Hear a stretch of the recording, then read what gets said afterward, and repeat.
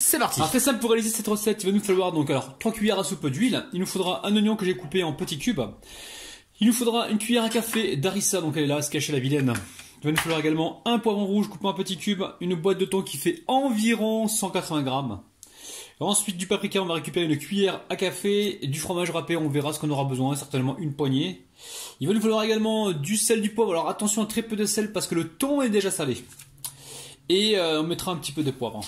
Donc là très simple, je mets la poêle à chauffer, je viens y déposer donc l'oignon et le poivron. Alors on peut mettre du thym et du laurier si on veut. Hein. Allez, on va mettre très peu de sel. Hop là, pas plus que ça, parce que le thon, le fromage est déjà salé. Là on a mis une bonne pincée, enfin une petite pincée pardon. Et là je vais cuire gentiment mes légumes environ 4 à 5 minutes. Hein. Alors ensuite vous coupez les parures, donc les côtés comme ça, vous n'êtes pas obligé de le faire, mais moi je le fais. Donc gentiment comme ça on vient couper donc les bordures. Hein. Allez, on va pouvoir y ajouter le thon. Allez, je vais y mettre la cuillère à café pas trop remplie de paprika. On va également y mettre l'harissa, les amis. Un petit peu d'harissa. Ça va renforcer donc la saveur de ce plat, les amis. C'est un plat de cette sorte de croque-monsieur pané là. Allez, on mélange tout ça. On va bientôt pouvoir passer à la suite. Hein. Là, je vais cuire ça encore 1 minute, toujours sur un feu doux.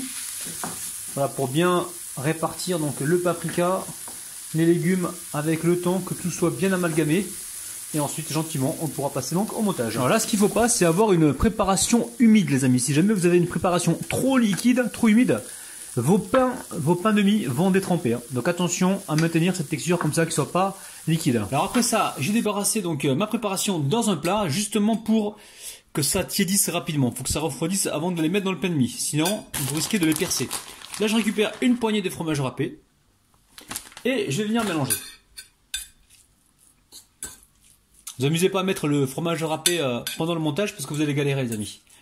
Donc là, vous le mélangez directement à la préparation. Et là, on va laisser donc refroidir gentiment sur le côté. Et nous, on va passer à la suite. Donc très simple, ici, je récupère mes pains de mie, les amis. Pains de mie. Hop là, ici, je récupère le rouleau et je viens les aplatir. Faites attention de ne pas les casser. On les aplatit. On peut même mettre, si on veut, un plastique ou un torchon, les recouvrir avec un torchon pour éviter justement qu'ils ne sèchent pendant que vous passez à la préparation. Donc voilà, là, on a des tranches fines. Vous voyez bien, les amis? Oui. Je vais faire la même chose donc avec toutes les tranches de pain de mie. Alors vous avez vu, hein, j'ai mis ça dans un sac plastique justement pour éviter que ça sèche.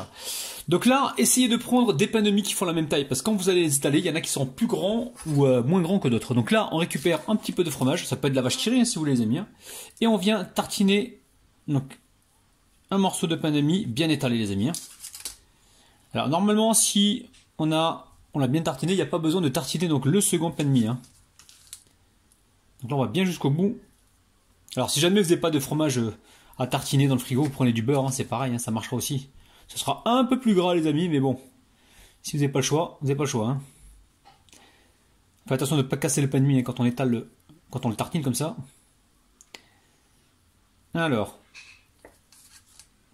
là on est bien au bout. Une fois qu'on a fait ça, il faut être sûr que sur les côtés là, ce soit bien tartiné les amis, parce que la soudure elle va se passer ici en fait. Alors une fois qu'on a fait ça, je viens ici récupérer de la farce.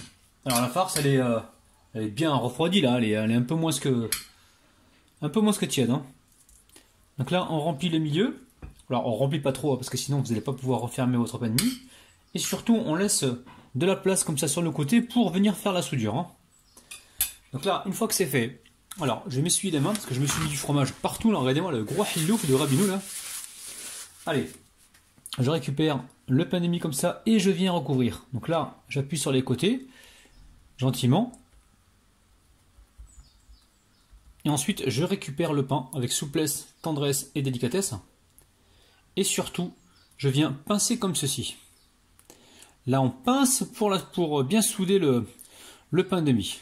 Donc là, c'est assez important quand même de souder là. Hein. Ne le faites pas trop vite, prenez le temps, il faut que ce soit bien fermé pour éviter que l'huile ne pénètre dedans pendant la cuisson. Alors si vous prenez du pain de mie complet, il se peut que ça ne marche pas, parce que le pain de mie complet, ça a moins de gluten que le pain de mie blanc. Et justement pour que ça colle comme ça, il faut qu'on ait un pain qui soit un peu plus riche en gluten. Allez, on passe à la suite. Donc je vais répéter la même opération pour le restant des pains de mie, et on se retrouve juste après. Alors là j'ai mis 2 œufs avec environ 5 cuillères à soupe de lait. Donc je vais venir juste saler légèrement, hop là, pas trop. Et ici j'ai la chapelure. Alors la chapelure, moi, celle que j'achète dans le commerce, je vais vous montrer le paquet là directement, c'est trop épais pour moi. Donc en fait, je remixe la chapelure dans un petit robot pour avoir une chapelure plus fine. Alors là j'ai mis le sel, je viens mélanger rapidement, vous allez voir, recette super facile. Ensuite je récupère un morceau de pain, donc farci. Je viens le tremper directement dans les œufs et le lait. J'égoutte bien. Alors, vous inquiétez pas les amis, hein. On s'est lavé les mains avec de l'eau et du vinaigre blanc. Alors là, je passe ensuite le pain que j'ai trempé dans le lait et dans les œufs directement dans la chapelure. Donc c'est important de mixer votre chapelure les amis pour avoir une mie qui soit fine. Alors vous allez me dire, ouais mais j'ai pas de robot comme toi, c'est pas grave. Tu prends un saladier, tu mets ta chapelure, hop là, et tu tapes avec ton rouleau comme ça. Avec le bout du rouleau et tu vas voir que la chapelure elle va devenir fine. Alors. Une fois que c'est fait, on va déposer ça pour l'instant sur une assiette et on va répéter donc la même opération pour le restant des pains de mie. Alors surtout le pain de mie, quand vous le mettez comme ça dans les œufs et le lait, passez-le rapidement, ne le laissez pas pendant 3 jours dedans, hein, parce que sinon ça va détremper. Hein. On le passe rapidement juste pour faire adhérer donc la chapelure. Alors les amis, si vous reste des œufs comme ça, n'hésitez pas à rajouter des œufs dedans en plus pour avoir plus d'omelette. Et faites-vous votre omelette avec du fromage, des herbes, des pommes de terre, des oignons, c'est vous qui voyez. Si vous reste de la chapelure, pareil, vous laissez ça au réfrigérateur les amis jusqu'à la prochaine utilisation. Donc essayez de l'utiliser assez rapidement ou sinon vous pouvez toujours la mettre dans un sac plastique direction le congélateur. Allez, on va cuire nos petits beignets de pain de mie les amis. Alors comment savoir si l'huile est à bonne température? Vous mettez un morceau de pain comme ça et vous voyez. Donc là, pas encore. On voit que le pain il colore pas tout de suite. Donc là, en fait, il faut que l'huile soit chaude, on va dire à 180 degrés, les amis. Par contre, quand vous allez plonger vos pains de mie, les amis, il faut pas que ça reste 1 heure dedans. Hein. Dès que ça colore, vous retirez tout de suite pour éviter justement que le pain n'absorbe trop de gras. Là, il faut que l'huile soit chaude, on va dire environ 180 degrés. On met le pain de mie, il saisit, il colore et on l'égoutte rapidement. Alors là, je tente le coup, hein, je vois que ça a commencé à colorer. Donc je mets ça de côté pour l'instant. Je récupère ici mon pain de mie. Hop. Et je regarde si c'est bon, ça a l'air bon pour moi. Donc dans ce cas-là, je vais en mettre 2, peut-être 3, on va voir. Hein. Voilà, on va mettre un 3e. Et on surveille la cuisson les amis, ça va aller très vite. Hein. Alors n'hésitez pas, quand vous voyez que sur le côté ça commence à colorer avec tendresse et délicatesse, hop là, on vient ici les retourner, on fait hyper gaffe. Et dès qu'ils sont bien colorés des deux côtés, ça va assez vite les amis. On va pouvoir donc les égoutter directement sur une grille. Allez, il est temps de les retirer, donc surtout on les égoutte bien, comme ça, hop là, vous voyez bien les amis. Je récupère une grille, je dépose une assiette en dessous et j'égoutte donc mes beignets. Je vais répéter la même opération donc, pour cuire le restant des beignets, on se retrouve donc tout de suite. Alors, recette terminée les amis, surtout n'oubliez pas les amis, des petits pouces vers le haut s'il vous plaît, avec le partage de la vidéo, c'est important de partager donc cette vidéo. N'oubliez pas également de vous abonner à nos 2 chaînes respectives, donc à savoir la chaîne Cuisine Rapide et la chaîne de Rapinette. Vous avez le lien en bas de la vidéo et vous l'avez aussi en fin d'écran. Les amis, prenez soin de vous, bye bye.